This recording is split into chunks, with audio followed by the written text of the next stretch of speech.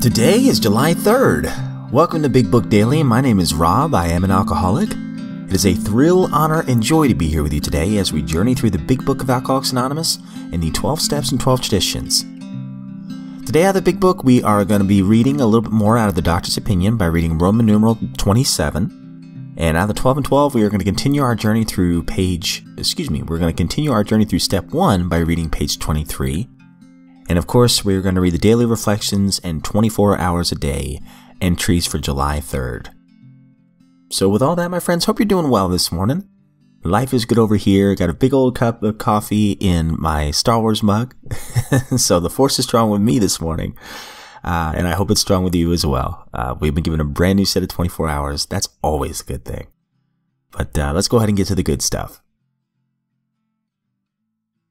All right, if you recall from yesterday's reading, we were at a point where Bill talks about Dr. Silkworth's opinion about this idea of alcoholism and how it is an allergy. We've talked about the last couple of days, it was a radical idea. It's an allergy in the sense that, there's an obsession to the mind and an allergy of the body. And now our doctor here is going to explain that on page 27. The subject presented in this book seems to me to be of paramount importance to those afflicted with alcoholic addiction. I say this after many years' experience as medical director of one of the oldest hospitals in the country treating alcoholic and drug addiction. There was, therefore, a sense of real satisfaction when I was asked to contribute a few words on the subject which is covered in such masterly detail in these pages. We doctors have realized for a long time that some form of moral psychology was of urgent importance to alcoholics, but its application presented difficulties beyond our conception. But with our ultra-modern standards, our scientific approach to everything, we are perhaps not well equipped to apply the powers of good that lie outside our synthetic knowledge. Many years ago, one of the leading contributors to this book came under our care in this hospital, and while here, he acquired some ideas which he put into practical application at once. Later, he requested the privilege of being allowed to tell his story to other patients here, and with some misgiving, we consented. The cases we have followed through have been most interesting. In fact, many of them are amazing. The unselfishness of these men, as we have come to know them, the entire absence of profit motive, and their community spirit is indeed inspiring to one who has labored long and wearily in this alcoholic field. They believe in themselves, and still more in the power which pulls chronic alcoholics back from the gates of death. Of course, an alcoholic ought to be freed from his physical craving for liquor, and this often requires a definite hospital procedure before psychological measures can be of maximum benefit. All right, moving on to the 12 and 12, we're on step 1. We admitted we were powerless over alcohol, that our lives had become unmanageable. And in yesterday's reading and the day before, we were talking about how, we perceived that only through utter defeat we were able to take our first steps toward liberation and strength. Our admissions of personal powerlessness finally turn out to be the firm bedrock upon which happy and purposeful lives may be built. And yesterday we left off talking about the alcoholics that had really low bottoms, in the sense that at first it was believed that they had to lose almost everything to admit that they were powerless over something.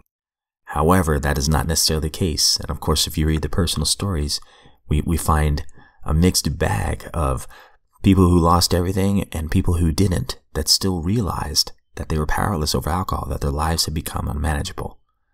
So we're going to build on that idea on page 23. It is a tremendous satisfaction to record that in the following years, this changed.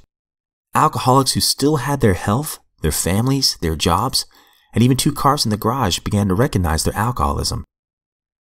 As this trend grew, they were joined by young people who were scarcely more than potential alcoholics.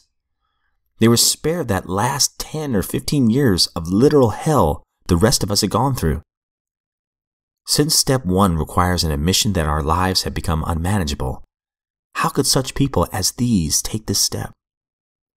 It was obviously necessary to raise the bottom that the rest of us had hit to the point where it could hit them. By going back in our own drinking histories, we could show that years before we realized it, we were out of control, that our drinking even then was of no mere habit, that it was indeed the beginning of a fatal progression. To the doubters, we could say, perhaps you're not an alcoholic after all. Why don't you try some more controlled drinking, bearing in mind meanwhile what we have told you about alcoholism? This attitude brought immediate and practical results. It was then discovered that when one alcoholic had planted in the mind of another the true nature of his malady, that person could never be the same again. Following every spree, he would say to himself, maybe those AAs were right. After a few such experiences, often years before the onset of extreme difficulties, he would return to us, convinced. He had hit bottom as truly as any of us. John Barleycorn himself had become the best advocate. Daily Reflections, July 3rd. Experience, the best teacher. Being still inexperienced and having just made conscious contact with God, it is not probable that we are going to be inspired at all times.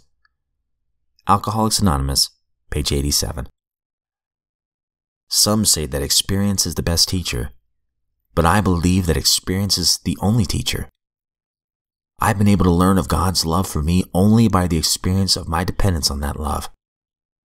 At first, I could not be sure of His direction in my life, but now I see that if I am to be bold enough to ask for His guidance, I must act as if He has provided it. I frequently ask God to help me remember that He has a path for me. 24 hours a day, July 3rd. AA Thought for the Day. In the beginning of Alcoholics Anonymous, there were only 2 persons. Now there are many groups and thousands of members. True, the surface has only been scratched. There are probably 10 million or more persons in America alone who need our help. More and more people are making a start in AA each day. In the case of individual members, the beginning has been accomplished when they admit that they are powerless and turn to a power greater than themselves, admitting that their lives have become unmanageable. Our higher power works for good in all things and helps us to accomplish much in individual growth and in the growth of AA groups. Am I doing my part in helping AA to grow? Meditation for the day. Blessed are they that hunger and thirst after righteousness, for they shall be filled. Only in the fullness of faith can the heart sick and faint and weary be satisfied, healed, and rested. Think of the wonderful spirit revelation still to be found by those who are trying to live the spiritual life. Much of life is spiritually unexplored country. Only to the consecrated and loving people who walk with God in spirit can these great spiritual discoveries be revealed. Keep going forward and keep growing in righteousness. Prayer for the day. I pray that I may not be held back by material things of the world. I pray that I may let God lead me forward. All right, that concludes today's reading, my friends. So while this is fresh, I'll make this quick. I know we're up on time already. When I read this entry, all it makes me think about is, me being a kid and my higher power just kind of leading me through life each day.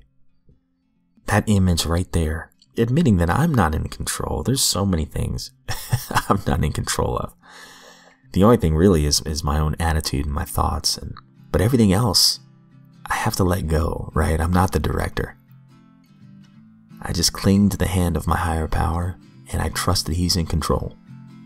And I love this last part. I pray that I may let God lead me forward. I just want to cling to His hand. So that's all we have for today, my friends. If you are sober today, you are a miracle. And I'm sure, and I mean this, I'm sure that those who love you are very proud of you. So let's keep pressing on today. Let's try to be better for those around us. Life is not easy, but life is good, and sobriety is good. If we are given a brandy set at 24 hours, my friends, I sincerely look forward to seeing you right back here tomorrow.